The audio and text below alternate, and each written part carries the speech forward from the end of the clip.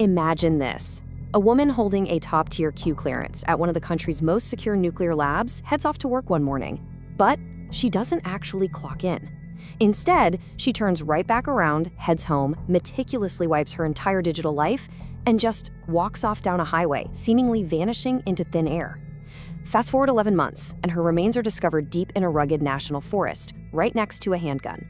So what are we really looking at here? Did she orchestrate a painstakingly planned final exit, or did someone stage an incredibly elaborate cover-up?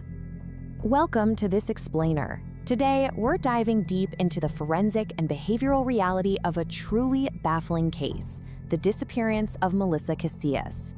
We're going to cut through all the internet noise and build our investigations strictly around the physical evidence, the timelines, and the fiercely competing narratives that literally split her family right down the middle.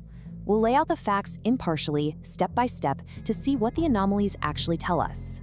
Section 1. The Scientist in the Forest. Okay, let's dive into this. On May 28, 2026, a hiker was making their way through the incredibly steep, densely wooded McGoffey Ridge area in New Mexico's Carson National Forest. And right there, hidden in the thick brush, they stumbled upon human remains, accompanied by a black backpack and a handgun. Dental and medical records quickly confirmed our grim starting point. This was 54-year-old Melissa Casias, a procurement specialist from the Los Alamos National Laboratory, who'd been missing for nearly a year. Now, right after she vanished, the internet absolutely exploded with theories. You might remember this. Melissa's case was instantly lumped together with a string of disappearances and deaths involving about 10 to 12 other scientists and researchers connected to defense and space tech. That included an older gentleman named Anthony Chavez, who also worked at Los Alamos. The chatter got so loud that even the White House had to acknowledge the public concern. And yes, the FBI did step in. But listen, that is just standard federal counterintelligence protocol. When anyone with a Q clearance goes missing, the feds are legally required to review the situation just to rule out things like foreign espionage or stolen state secrets. But as investigators started really peeling back the layers, the evidence pointed far, far away from stolen nuclear secrets or wild global conspiracies. The absolute core of her disappearance is really grounded by this insight. The resolution of this case lies not in the realm of geopolitical secrets, but in the tragic intersection of domestic isolation and personal despair. To figure out what actually happened to Melissa Casias, we've got to look way closer to home, at her personal life, her finances, and the incredibly deliberate ways she spent her final hours. Part 2. Anatomy of a Disappearance. To really understand the reality of this case, we're going to reconstruct the minute-by-minute timeline of June 26, 2025. As we move through this, pay close attention to the sheer calculation involved here. This wasn't some sudden, chaotic event. It was a highly methodical sequence of actions. Now, what's really interesting about this slide is the direct contradiction right at the start of the day. At 6:15 a.m., Melissa drops her husband, Mark, off at the Los Alamos campus. Mark later tells investigators that Melissa successfully displayed her security badge to get through the gates. But then, at 7:30 a.m., she unexpectedly drives over an hour back to their house in Ranchos the Taos. When her daughter Sierra asks what she's doing back so soon, Melissa claims she forgot her badge. It really seems like a pretext just to get back inside, because at 8:02 a.m., inside that empty house, someone manually triggers a complete factory reset on her older mobile phone. And the timeline pushes into the afternoon with this chilling, methodical precision. Around 12:50 p.m., Melissa drops off a sandwich for her daughter at work. Sierra later mentions her mom was quiet, but otherwise seemed totally normal. Then, at 1:33 p.m., Melissa sends a final text to her daughter, instructing her to let Mark know he's going to need to find another ride home from the lab.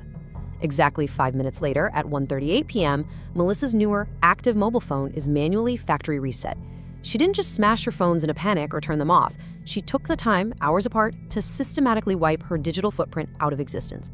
Which brings us to the final confirmed sighting. At 2:18 p.m., a residential security camera, backed up by an eyewitness, captures Melissa walking eastbound down Highway 518. She's dressed in jeans, a t-shirt, a burgundy sweater tied around her waist, and she's carrying a single black backpack. But honestly, what she isn't carrying is just as crucial. Back at her house, locked safely inside, investigators would soon find her keys, her wallet, her ID, and both of those fully wiped cell phones sitting neatly on the counter. Section 3. A fractured family narrative. Because in the days immediately following her disappearance, we see a massive domestic rift completely tear her family apart. When someone leaves their entire life locked in a house and just walks down a highway, you have to ask why. Well, this is where the investigation hit a massive brick wall, and this brilliantly illustrates the deep divide between the two warring factions of her family. On one side, you've got her husband, Mark, and their daughter. Mark insists Melissa simply walked away on her own accord, buckling under intense, crippling financial stress, especially after a civil lawsuit was dismissed, wiping out an insurance settlement they were counting on. But on the flip side, you have Melissa's parents and her sister Trudy, who are totally estranged from Mark. They are absolutely convinced of foul play, pointing to a documented history of alleged domestic abuse, extreme financial control by Mark, and a deeply unstable marriage. Now, the suspicions from Melissa's parents and sister were instantly fueled by what went down next. The very day after she vanished, police documented muddy boots belonging to Mark and what looked like a potential blood stain inside the house. Just 2 days later, on June 29th, Mark changed the locks on the family home and installed brand new security cameras. And by July 1st, he was out conducting his own independent search along the highway. While Mark maintained he was just trying to secure his home during an incredibly chaotic and scary time, Melissa's side of the family viewed these rapid behavioral changes as glaring red flags of a cover-up, cementing their belief in a domestic homicide. Part 4. Forensics, Anomalies, and Evidence. Now, let's slow things down for a second. To weigh these theories objectively, we have to look strictly at the final physical realities left behind. So, the crucial point is the distance, 9 miles. That is the minimum trek required to travel from where Melissa was last seen on that camera all the way up to the McGaffey Ridge recovery site. And we are not talking about a casual nature walk here. This requires navigating a steep, rugged, completely off-road mountain ascent through incredibly dense brush. Which brings up a fascinating paradox about Melissa herself. See, she was no novice in the woods. She literally ran a wilderness outfitting business and was an expert hunter and tracker. She absolutely possessed the skills to navigate that rugged terrain solo. However, she was also a thyroid cancer survivor who was entirely dependent on daily medication. Reports say she had a 90-pill supply with her, and clinical literature is super clear on this. Suddenly stopping or severely fluctuating that specific medication can trigger intense cognitive fatigue, major depressive episodes, and extreme emotional instability. Let's move to the actual evidence and see how this builds across our forensic dimensions, comparing the voluntary departure theory directly against the domestic homicide theory. First up, the digital footprint. Those manual staggered factory resets heavily support a planned self-disconnection. I mean, think about it. It is highly unlikely that a perpetrator would somehow know her passwords, take the time to wipe 2 separate devices hours apart, and then place them neatly back inside a locked house. Then look at the recovery location. Because of her expert wilderness skills, Melissa was perfectly capable of reaching that ridge on her own. Conversely, for a single perpetrator to transport a deceased adult female 9 miles into steep off-road terrain without being detected, that is incredibly difficult. And finally, the physical evidence, the handgun found right next to her remains. Now yes, a weapon can theoretically be staged by a killer, for sure, but given her extensive background with firearms, it perfectly aligns with a self-inflicted act. But here's the catch. The case isn't officially closed. When her remains were finally discovered, Melissa's family released a statement pointing out a huge detail.